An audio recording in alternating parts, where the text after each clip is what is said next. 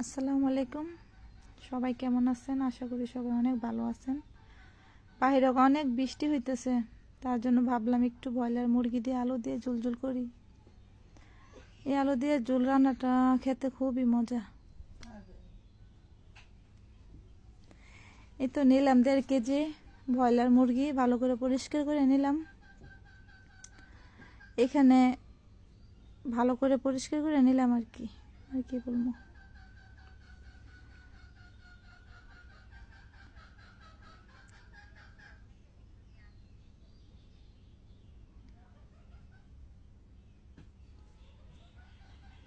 দিয়ে দিলাম স্বাদ মতো লবণ।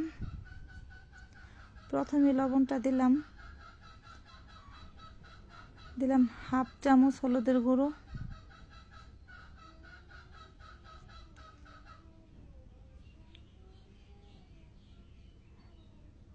1 চামচ মরিচের গুঁড়া,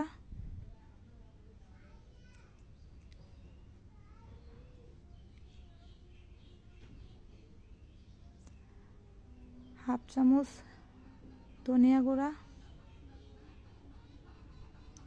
1/2 চামচ জিরা গুঁড়া,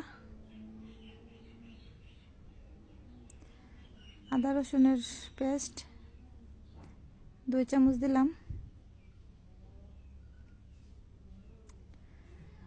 দিলাম, দারচিনি আর এলাচ একসাথে পেস্ট করে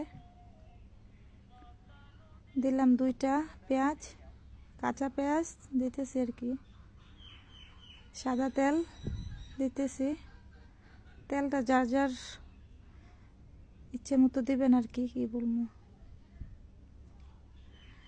হাতে মাখানোটা অনেক মজা এভাবে রান্না করলে। এতো ভালো করে হাতে মাখাই নেবো আর কি। যার যার ইচ্ছে মতো মাখাই নেবেন, যত মাখাবেন ততই মজা। এই তো দেখতেছেন কত সুন্দর করে মাখাই নিচ্ছি। এবার রান্নার পালা। দিলাম পেঁয়াজ কুচি আর 2-1টা কাঁচা তেজপাতা আর কি কাঁচা। তেল দিয়ে ভালো করে নাড়াচাড়া দিবেন যতক্ষণ পর্যন্ত ভাজা ভাজা না হয়। এত বেশি ভাজা লাগবে না, কারণ মাংসগুলো তো মাখানো, মাংসর সাথে কিছু কষানো হবে আর কি। পেঁয়াজগুলা নাড়াচাড়া দিবেন ভালো করে। 2 বার নাড়াচাড়া দিয়া তারপর ভালো করে ডাইকে দিবেন। এইভাবে ঝুল করে মাংস রান্না করলে যে মজা লাগে সেটা আর কি বলবো। তো ভাত রান্না করতেছি আর মাংস ডাউলও আছে সাথে, কিন্তু ওটা আর দেখালাম না আর কি। আমরা সবাই খামো আর কি রান্না কইরা। সবাই তো আমরা যৌথ ফ্যামিলি।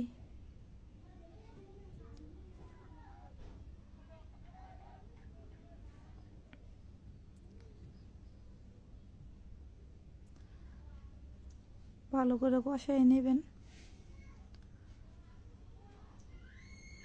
2-3 মিনিট পর পর ঢাকনাটা খুলে একটু নাড়াচাড়া দেবেন।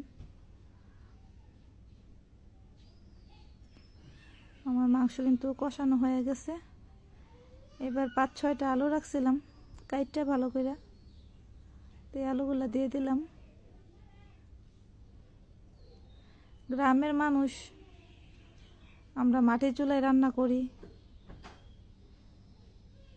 মাটির চুলায় রান্নার স্বাদই আলাদা। তো এইভাবে আলু দিয়ে রান্না করলে, এই যে দেখছেন আমার ভাতের পাতিল কত বড়, মাশাল্লাহ। সবাই একসাথে বসে খামু। মন চাইতেছে তো এখানে বসে খাইয়া ফেলি, কিন্তু খাওয়া তো সম্ভব না। মেয়ে মানুষের তো কোনো সময় খাইতে হয়, সবাই তো জানেন সেটা। গ্রামের বাড়িতে বিশেষ করে সবাই খাওয়া দাওয়ার পরে মেয়েরা খাইতে হয়।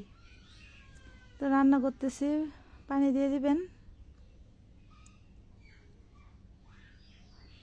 পানিটা একটু বেশি করে দিলাম, কারণ ঝোল করবো তো। বৃষ্টির দিনে এমন ঝোল সাথে মুরগি আর আলু দিয়ে খাইতে আলাদা একটা স্বাদ।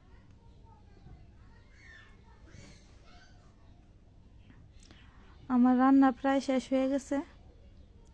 সবাই ভালো থাকবেন আশা করি। ভালো লাগলে আমার রান্নাটায় একটা লাইক কমেন্ট একটু শেয়ার করে দিবেন। আসসালামু আলাইকুম।